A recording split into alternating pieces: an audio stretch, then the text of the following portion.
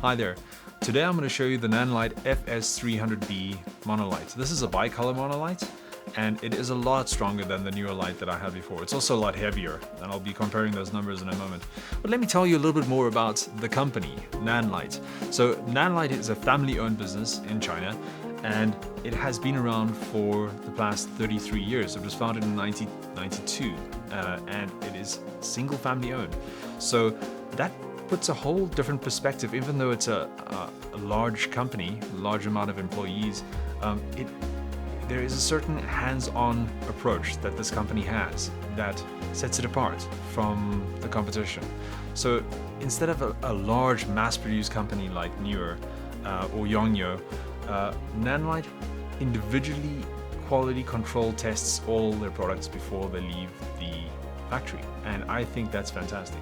When you look inside the package, you can actually see the level of control that they have. There's an individual quality control pass that's hand stamped, that somebody has tested this light and they've said that this is okay.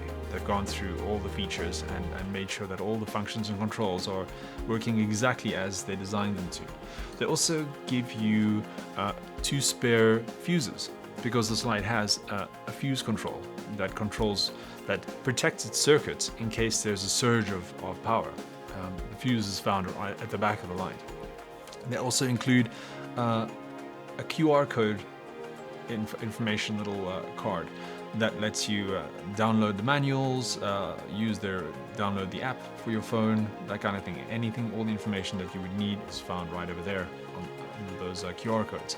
And of course, they give you a manual, a nice, easy to understand, well-written manual, very, very well written as well. So it's good to have a good manual. I like reading the manuals, unlike most men. So this light is a 350 watt power draw light. They state it's an FS-300 light, but again, in the tradition of understating the actual power of the light, this is a 350 watt power draw, so therefore 350 watt output light. That's adjustable between 2700 Kelvin and 6500 Kelvin. So a nice wide range of adjustment. And why would you need that, right? So when you're trying to balance these lights, not only in power with the ambient lighting, you also need to balance the color of the light with the ambient lighting. So for example, if you're doing an interview in somebody's home or in the business and they have very warm lights in the background, you can actually use this light in a very, very warm setting, or you can dial it up in a factory setting to a very, very bright light. Well, certainly in very bright available light situations, this is going to blend with available light. It's not going to overpower available light.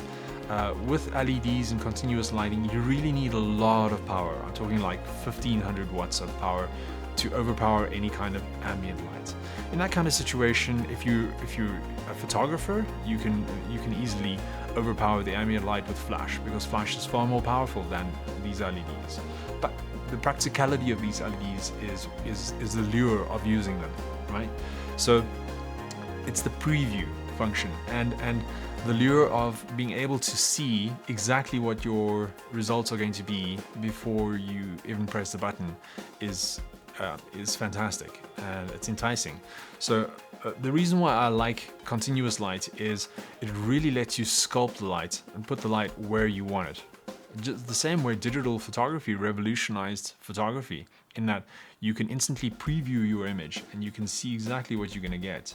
Some people got lazy with that functionality because they didn't really critique what they were doing, and as long as they got something usable, they were happy with it. But what this lets you really do is this lets you finesse the light. Just like a digital camera lets you finesse the exposure and the composition and the posing, because you have that instant Polaroid little preview on the back of the camera. This lets you finesse the way that the shadows are falling, how the shadows are formed, if they're sharp shadows, soft shadows, the direction of the light, where it's going to be, how close or far away it is from the subject. All these factors come into play. In fact, the first thing that I noticed when I was using these lights is actually how much spill I'm getting in the studio environment that I was shooting in. I suddenly got very worried about the light-colored walls bouncing light back, and instantly I started to bring in negative fill to control that, because You don't realize it until you actually see it live. You actually see this light bouncing around the room and you go, wow, there's a lot of light bouncing off the ceiling here, and maybe I should angle the lights down a bit more to control that. There's a lot of lights bouncing off the walls. We'll bring in a bit of black to control that. So that's what these lights are ideally designed for, is that continuous light gives you a great preview of what your lighting situation is going to look like. So that's a little bit about the company and what the purposes of these lights are. Let me go through the design of these lights and this light and show you exactly the differences between this and the newer light that I had before. So firstly, if you look at the back of this light, if you look at the design of the yoke, this has a dual yoke design on the back over here. And that means that you'd have to control the light position up and down through the use of these two control knobs on the side.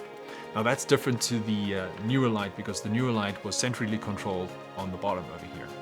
And that let the light dip forward and up. And although it did lock in place, if you put a really, really large modifier on there, like a 90 centimeter deep octobox or something like that, you know, it's gonna struggle a bit to keep that light in the position that you set it at. So having a dual design like this that is locked in place is just a peace of mind that the light's not going anywhere. And when you loosen it up, you can actually hear that it is ratcheted. I don't know if you can hear that. It's ratcheted, right? So there are teeth in there that are biting when you lock down the two sides here. So that's a further security device that is not just a tension mount. There are actual teeth that are meshing in there, and that's going to stop the light moving up and down when you set it in place. Now, if you use this with an umbrella in the most basic light modifier fashion, you're going to run into a little design quirk that I found, and that is that the umbrella mount is here, right? And firstly, what that does is it sets the umbrella off to the side asymmetrically instead of centrally placed like the newer light. So that's a design quirk. I thought, yeah, that's, you know, it's a function of having this big solid yoke. They kind of probably took a bet on like who's going to use, you know, an umbrella with this light. We're going to put that function there, but it's not the primary use of this light. With the newer, you have a centrally mounted umbrella, and that's going to give you that nice middle orientation of that umbrella, so it's not going to be off to the side.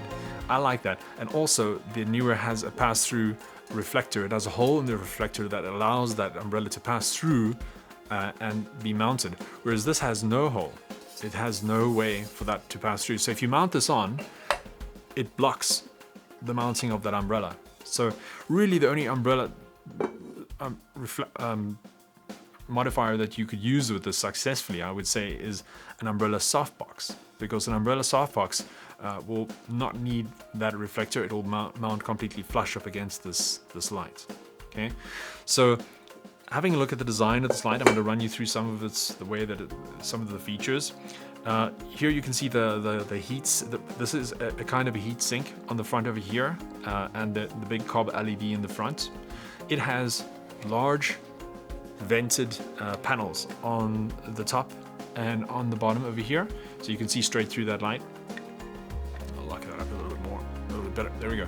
So you can see straight through there. It's got a big fan inside. The fan is quiet, so if you're using this in a video production, you won't hear the fans, and they have finessed that to a point where this light would have to be directly next to a microphone for it to be picking up any kind of fan noise. And you don't use the lights that way. Usually there are boom mics over the subject or lavalier mics on the subject, and this light is a little bit further away. So the fan noise, I don't predict it interfering with that function at all. On the front here you can see it's a nice solid Bowens mount on the front, and that's going to accept a wide range of modifiers. Like I said before, Bowens is one of the steadiest mounts that you can get. Certainly a whole lot better than, you know, the Paul C. Buff mounts, which, you know, were prone to pop off because it was only like a claw mount from the inside. So very, very different mount to this Bowens mount. I'm very happy with that.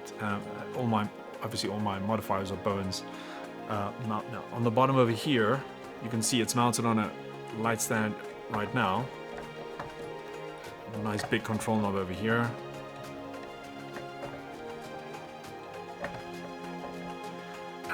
You can mount this in one of two ways. There's a hole at the bottom over here that you can mount it on a light stand with, and there's a separate hole on the side over here which allows you to mount it vertically off of a ceiling or on a wall. You can hang this light this way from a ceiling or anywhere you want it.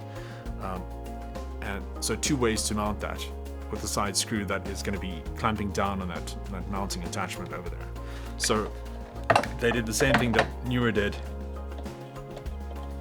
and provided that. Okay, so looking at the controls of the light, I'm going to show you exactly what that's like in a second here.